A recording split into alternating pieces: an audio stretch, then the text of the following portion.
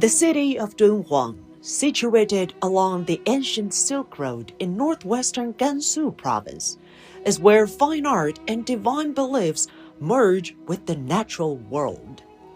It's where East and West have interacted for millennia, and where the world's largest Buddhist art gallery still fascinates people to this day.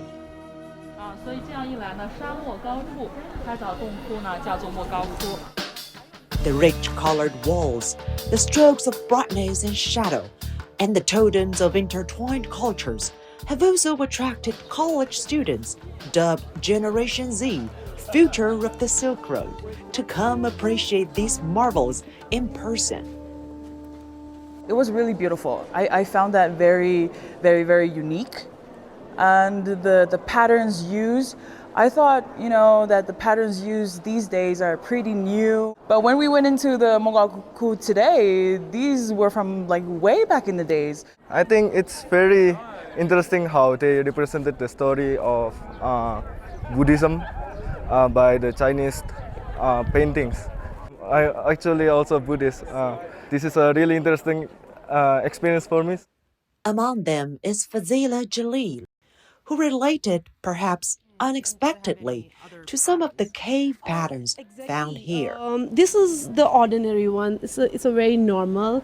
But as we see in the caves, there are a lot of flowers or birds or like kind of painting. In Pakistan, we women can also have that kind of paintings with the henna on our hands.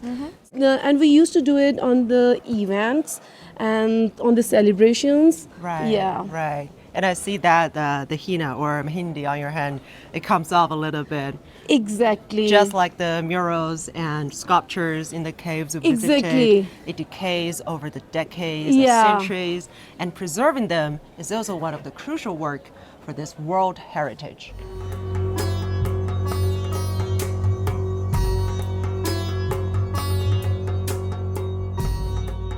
我们也知道，莫高窟呢，它迟早呢会逐渐氧化的，这是自然规律。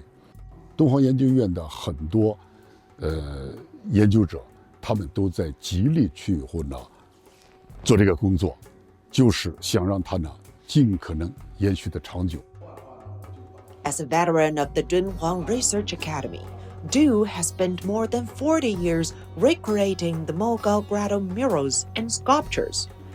As a conservator, he couldn't imbue his own artistic expression, but he still hoped to create an art form that represented contemporary Dunhuang. To do so, he established a craftsman village that recruits apprentices while promoting Dunhuang's art to the world's youth. 在工作，敦煌艺术它本身是一种包容的艺术，它在千百年来发展当中，它有咱们中原文化的也有西域甚至于更远的艺术间接传到敦煌。所以呢，留学生们来以后呢，我想他们看到敦煌艺术，他们也会看到他们喜欢的，他们也可能感到亲切的了解的方面。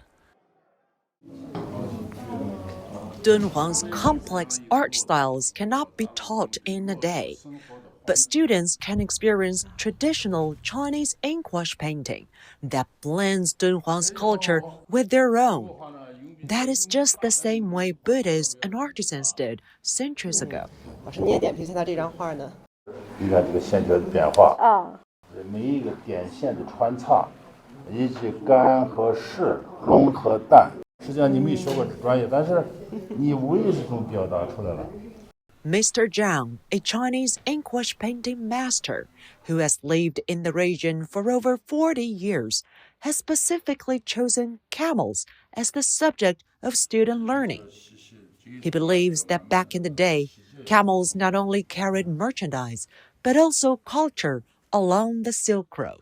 无论是哪个国家，哪一种文化，哪一种这个文化习俗，对它的认知都是相同的。所以我们把骆驼作为一个文化载体来表现的时候呢，我们就利于它的价值传播、认知传播、艺术美感的传播。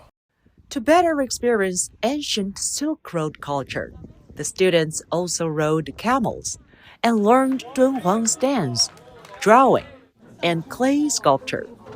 For CGTN, Zhao Chenchen in Dunhuang.